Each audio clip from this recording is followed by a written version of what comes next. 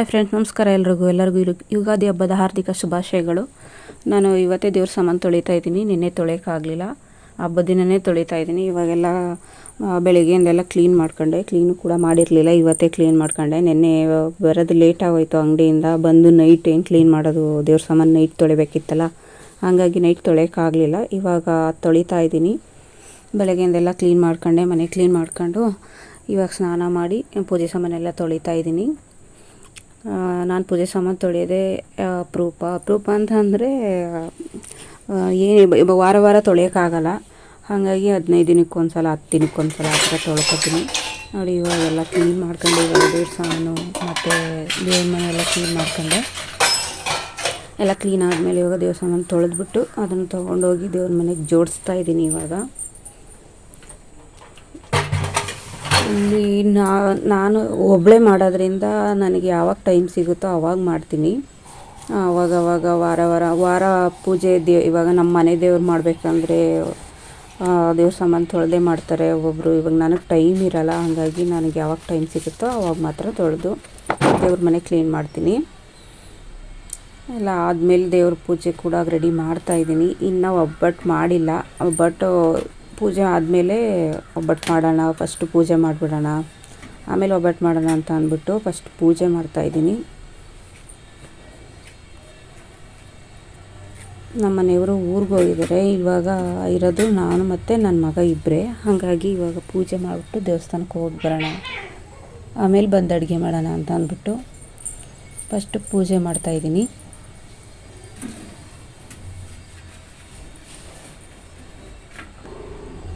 ಈಗ ನೈವೇದ್ಯಕ್ಕೆ ನಾನು ಇವಾಗ ಏನೂ ಇಟ್ಟಿಲ್ಲ. ದೇವ್ರ ಸಾಮಾನೆಲ್ಲ ಜೋಡಿಸ್ಬಿಟ್ಟಿದ್ನಲ್ಲ ಪೂಜೆ ಮಾಡೋಣ ಅಂಥೇಳಿ ಫಸ್ಟೇ ಪೂಜೆ ಮಾಡ್ತಾಯಿದ್ದೀನಿ.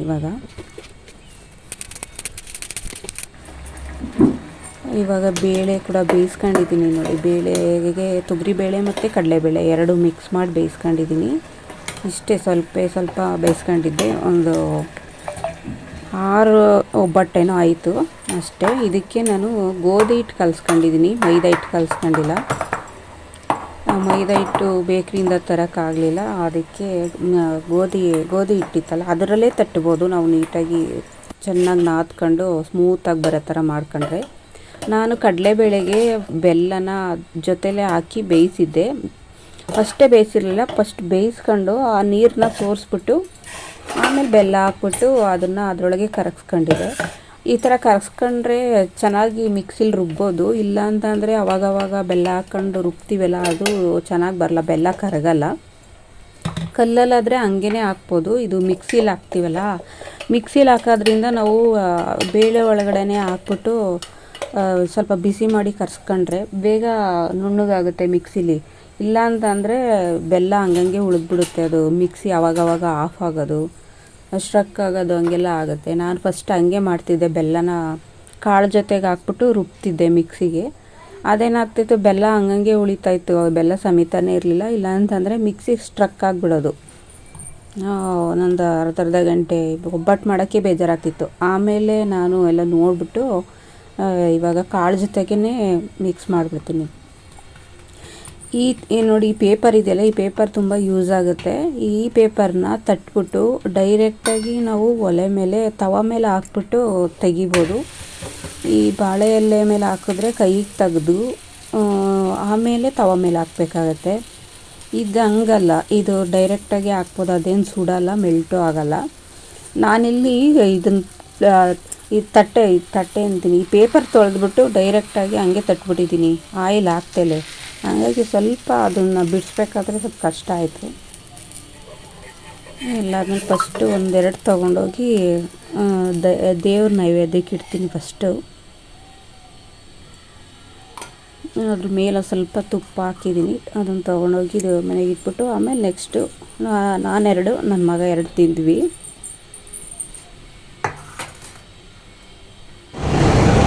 ಆದಮೇಲೆ ನಾವು ದೇವಸ್ಥಾನಕ್ಕೆ ಹೋಗ್ಬರೋಣ ಅಂದ್ಬಿಟ್ಟು ನೈಟು ಅದೆಲ್ಲ ಅಷ್ಟೆಲ್ಲ ಮುಗಿಯೋಷ್ಟರೊಳಗೆ ರಾತ್ರಿಯೇ ಆಗೋಯಿತು. ಇಲ್ಲಿ ವೀರಭದ್ರೇಶ್ವರ ಸ್ವಾಮಿ ದೇವಸ್ಥಾನ ಇದೆ, ನಮ್ಮ ಮನೆ ದೇವರು ಕೂಡ ಇದು. ಅಲ್ಲಿಗೆ ಹೋಗಿದ್ದು ಬರೋಣ ಅಂತ ನಾನು ಮತ್ತು ನನ್ನ ಮಗ ಹೋಗ್ತಾ ಇದ್ದೀವಿ ಗಾಡೀಲಿ. ಬಂದ್ವಿ ಈಗ ಒಳಗಡೆ ಹೋದರೆ ಅಲ್ಲಿ ವೀಡಿಯೋ ಮಾಡ್ಕೊಳಕ್ಕಾಗಲ್ಲ, ಬಿಡಲ್ಲ. ಗರ್ಭಗುಡಿಲಿ ಹೊರಗಡೆ ಅಷ್ಟೇ ಮಾಡ್ಕೋಬೋದು. ನಾವು ಹೊರಗಡೆ ಮಾಡ್ತಾಯಿದ್ದೀನಿ ಅಷ್ಟೇ.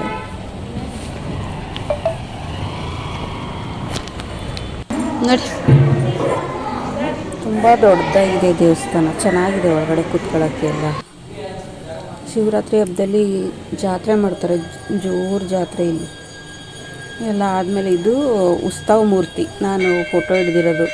ಗರ್ಭಗುಡಿಲಿ ಫೋಟೋ ಹಿಡಿಯೋಕ್ಕೆ ಬಿಡಲ್ಲ, ಹಂಗಾಗಿ ಅಲ್ಲಿ ಹಿಡ್ದಿರಲಿಲ್ಲ. ಇದು ಉತ್ಸವ ಮೂರ್ತಿ ಹತ್ರ ನಾನು ನನ್ನ ಮಗ ಕೂತ್ಕೊಂಡಿದ್ವಿ, ಕೈ ಮುಗಿದ್ಬಿಟ್ಟು ಎಲ್ಲ ಆದಮೇಲೆ ಅಲ್ಲಿ ಸ್ವಲ್ಪ ವಿಡಿಯೋ ಮಾಡಿದ್ದೀನಿ ಅಷ್ಟೇ. ಎಲ್ಲ ಆದಮೇಲೆ ತರಕಾರಿ ತಗೊಳ್ಳೋಣ ಅಂತ. ಅಯ್ಯೋ, ಅವನಿಗೆ ನಾನೇ ಮಾಡೋದು, ಅವ್ರಿಗೆ ಊಟ ಅವನೇ ಮಾಡ್ತಾನೆ. ನಮ್ಮ ಮನೆಯವ್ರು ಊರಿಗೆ ಹೋಗೋರೆ, ಅದಕ್ಕೆ ಇವತ್ತು ಬಾಗಿಲು ತೆಗ್ದಿಲ್ಲ. ನೀವಾದರೆ ಎಲ್ಲ ಇಲ್ಲೇ ಇರ್ತೀರಾ, ನಮ್ಮ ಮನೇಲಿ ಎಡೆ ಹಾಕ್ತಾರೆ, ಅದಕ್ಕೆ ಊಟ ಹೋಗೋರ.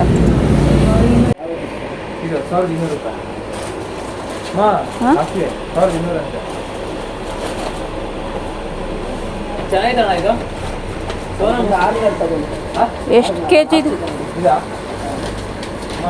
ಎಷ್ಟು ಆಫರ್? ಕೀಳ್ಬೇಡ ಇರೋ ಅವ್ರದ್ದು. ಎಷ್ಟು ರೂಪಾಯಿ ಇದು?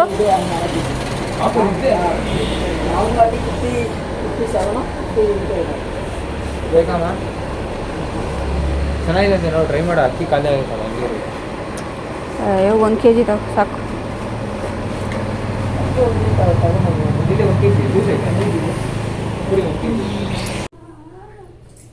ಜಾಗ ಬಿಡು, ಕೆಲಸ ಮಾಡೋದು ಬೇಡವಾ?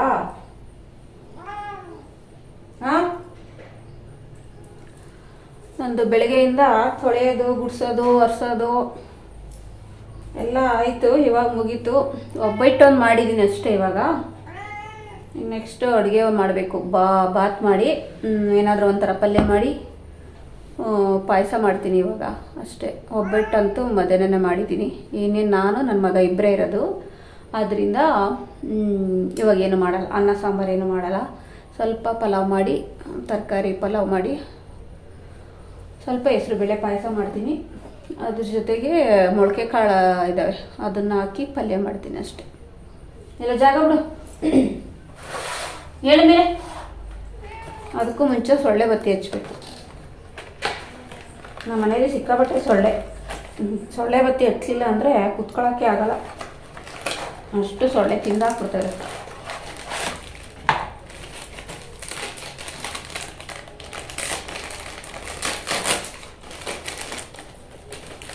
ಏನು ಅಲ್ಲಿ ಹಾಕಿದ್ದೀವಿ, ತಿನ್ನೋಗು ಬಟ್ಲಲ್ಲಿ.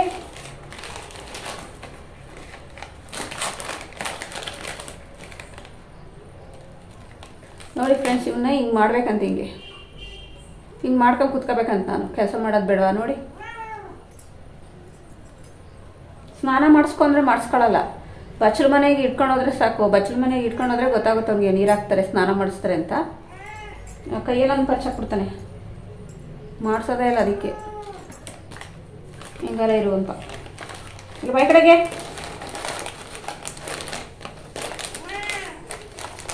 ಏನು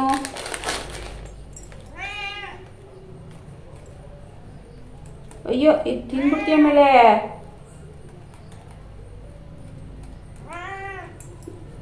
ಇರೋ ನಿಮಿಷ.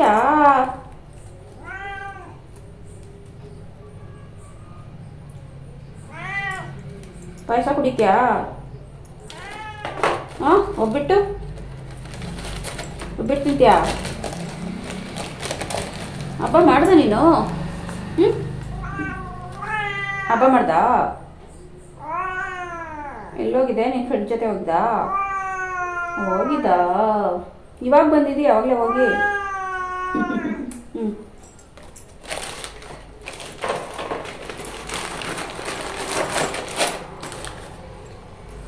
ಸೊಳ್ಳೆ ಬತ್ತಿ ಹಚ್ಚಿಟ್ಟು ಬರ್ತೀನಿ ಇವಾಗ. ಎಲ್ಲ ಓಡೋಗ್ಬೇಕು, ಸತ್ತೋಗಲ್ಲ. ಸೊಳ್ಳೆ ಬತ್ತಿ ಹಚ್ಚಿದ್ರೆ ಸಾಯ್ಬೇಕಲ್ವಾ? ಸೊಳ್ಳೆ ಬತ್ತಿ ಹಚ್ಚಿದ್ರೆ ಸಾಯಲ್ಲ. ಫ್ರೆಂಡ್ಸ್, ಇವಾಗ ನಾನು ಅದು ತರಕಾರಿ ಹಚ್ಕೊಳಕ್ಕೆ ಮುಂಚೆ ಬಾತಿಗೆ ಮೊಳಕೆ ಕಾಳು ಕಟ್ಟಿದ್ನಲ್ಲ, ಮೊಳಕೆ ಕಾಳು ಪಲ್ಯ ಮಾಡೋಣ ಅಂದ್ಬಿಟ್ಟು ಮೊಳಕೆ ಕಾಳು ಬೇಯಿಸ್ತಾ ಇದ್ದೀನಿ ಫಸ್ಟು. ಈ ಬಜ್ಜಿ ಇವೆಲ್ಲ ತಿನ್ನಲ್ಲ, ಬಜ್ಜಿ ಹಪ್ಪಳ ಏನು ತಿನ್ನಲ್ಲ. ಹಂಗಾಗಿ ಮೊಳಕೆ ಕಾಳು ಇದ್ವಲ್ಲ ಅದನ್ನೇ ಪಲ್ಯ ಮಾಡ್ತೀನಿ.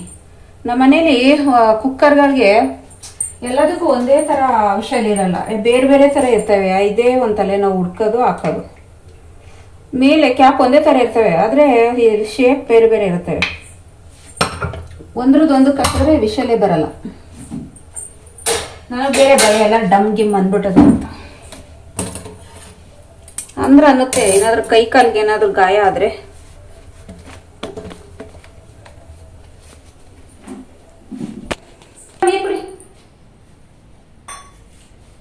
ತಗೊಳ್ಳಿ ಅಲ್ಲಿ ಅಲ್ಲಿ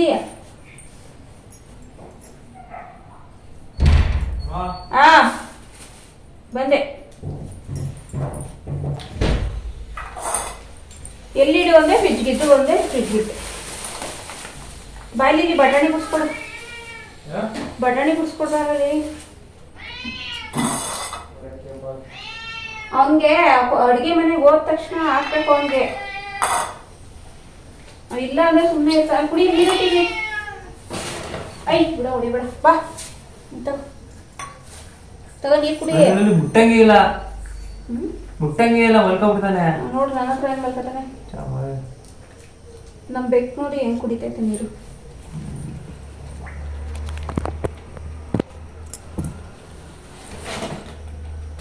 ನೀರು ಕುಡಿತಾವ್ರೆ.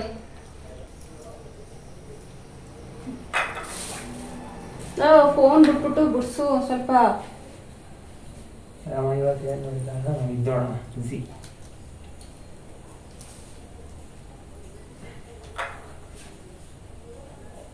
ಅರ್ಧ ಬಿಟ್ಲು ಕೂತು ಬಿಡ್ಸೋ ಬೇಗ.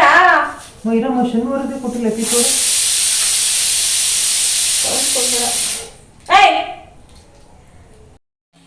ನಾನಿವಾಗ ಪಲಾವ್ ಮಾಡೋದಕ್ಕೆ ಬೀನ್ಸು ಮತ್ತು ಕ್ಯಾರೆಟು ಮತ್ತು ಬಟಾಣಿ ಇಷ್ಟನ್ನು ಬಿಡಿಸ್ಕೊಂಡು ಮಿಕ್ಸ್ ಮಾಡ್ಕೊಂಡಿದ್ದೀನಿ. ಅಲ್ಲೇ ಒಂದು 2 ಈರುಳ್ಳಿ ಕಟ್ ಮಾಡ್ಕೊಂಡಿದ್ದೀನಿ. ಇವಾಗ ಆಡ್ಸೋದಕ್ಕೆ 2 ಬೆಳ್ಳುಳ್ಳಿ, ಒಂದು ಸ್ವಲ್ಪ ಶುಂಠಿ, 1 ಟೊಮೆಟೊ, ಸ್ವಲ್ಪ ಕೊತ್ತಂಬರಿ ಸೊಪ್ಪು ಇಷ್ಟನ್ನು ರುಬ್ಕೊತಾ ಇದ್ದೀನಿ. ಅದೆಲ್ಲ ಆದಮೇಲೆ 1 ಸ್ಪೂನ್ ಆಯಿಲು, 1 ಸ್ಪೂನ್ ತುಪ್ಪ ಇಷ್ಟನ್ನು ಹಾಕಿ ಬಿಸಿ ಮಾಡಿ, ಬಿಸಿ ಆದಮೇಲೆ ಈರುಳ್ಳಿ ಹಾಕ್ತಾಯಿದ್ದೀನಿ. ಈರುಳ್ಳಿ ಸ್ವಲ್ಪ ರೋಸ್ಟ್ ಆದಮೇಲೆ ಅದಕ್ಕೆ ತೊಳೆದಿಟ್ಕೊಂಡಿರುವಂಥ ತರಕಾರಿನೂ ಕೂಡ ಹಾಕ್ತಾಯಿದ್ದೀನಿ. ಅದು ಹಸಿ ವಾಸನೆ ಹೋಗೋವರೆಗೂ ಹುರಿತಾ ಇದ್ದೀನಿ. ಅದಾದಮೇಲೆ ಆಡಿಸ್ಕೊಂಡಿರುವಂಥ ಮಿಕ್ಸ್ ಕೂಡ ಅದರೊಳಗೆ ಹಾಕ್ತಾಯಿದ್ದೀನಿ.